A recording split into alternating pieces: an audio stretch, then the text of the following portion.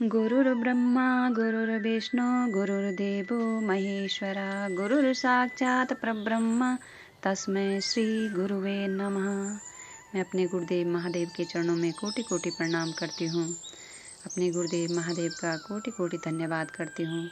माँ भवानी के चरणों में कोटि कोटि प्रणाम करती हूँ। सभी गुरु भाई बहनों के चरणों में कोटि कोटि प्रणाम करती हूँ। सभी का बहुत बहुत धन्यवाद करती हूँ। सभी देवी देवताओं के चरणों में कोटि कोटि प्रणाम करती हूँ।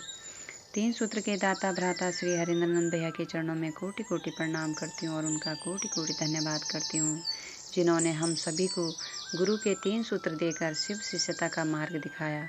उन्हीं के द्वारा लिखी गई पुस्तक आओ चलें शिव की ओर में से मैं आप लोगों का सुनाऊंगी शिव के विभिन्न स्वरूप।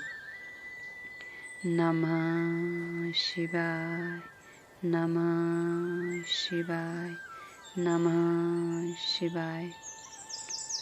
शिव के विभिन्न स्वरूपों में सदाशिव शब्द का प्रयोग गुरु शिव के लिए हुआ है।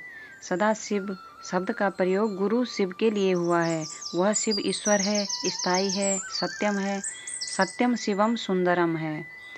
सत्यम शिवम सुंदरम है। वे गुरु के रूप में मनुष्यता को परमात्मा से एक मेक करते हैं। वे गुरु के रूप में मनुष्य आत्मा को परमात्मा से एक मेक करते हैं और यह उनका स्थायी गुण है। अतएव किताबें उन्हें सदा शिव के रूप में विभूषित करती हैं। वेदांती गुरु पूजा में आज भी जो श्लोक पढ़ा जाता है उसकी पंक्ति प्रारंभ होती है, प्रथमो सदा शिवः, द्वितीय अस्मदाचार्य, तृतीय शंकराचार्य। यानी पहले गुरु सदा शिव अर्थात शिव की वंदना की जाती है। महामृत्युंजय महादेव। त्र्यंबकं यजामहे सुगंधिं पुष्टिवर्धनम् उर्वारुकमिव बंधनात् मृत्युर्मोक्षीयमामृतात्। हम सुगंधित पुष्प एवं पोषण में वृद्धि करने वाली वस्तुओं से तीन नेत्र वाले भगवान रुद्र की आराधना करते हैं। वे रुद्रदेव हमें ककड़ी फल के समान मृत्यु के बंधन से बंधन मुक्त तथा अमृतत्व से युक्त करें। ऋग्वेद के 7वें मंडल में महामृत्युंजय मंत्र है। कालांतर में यजुर्वेद के साथ अन्य ग्रंथों में भी यह मंत्र वर्णित है। असाध्य रोगों से मुक्ति और मृत्यु को दूर रखने के लिए आज भी महामृत्युंजय मंत्र जन सामान्य में उतना ही प्रासंगिक है जितना पूर्व में था। इसके बीज मंत्र का भी प्रयोग होता है। शिव के सहस्त्र से भी अधिक नाम है। यह नामोल्लेख शिव के द्वारा संपादित विभिन्न कार्यों को दर्शाता है।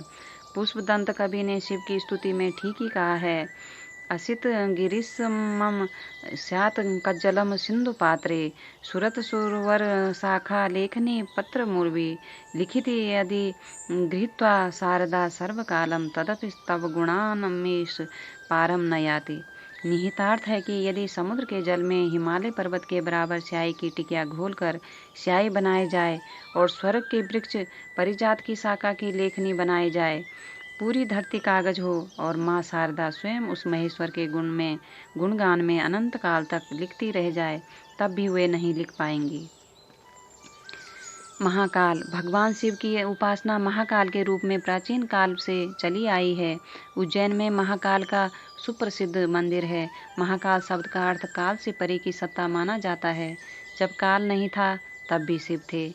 काल का आगमन शिव की सृष्टि इच्छा से होता है। जब भी आध्यात्मिक, मानसिक अथवा भौतिक तल पर कुछ भी सृष्ट होता है, काल या समय प्रभावी हो जाता है। सृष्टि की उत्पत्ति और लय में काल की अविभाज्य भूमिका है। माँ काल और महाकाली दोनों संबोधन सृष्टि के पूर्व की सत्ता को इंगित करते हैं। अतएव यह दोनों सत्ताएं अघोरा है।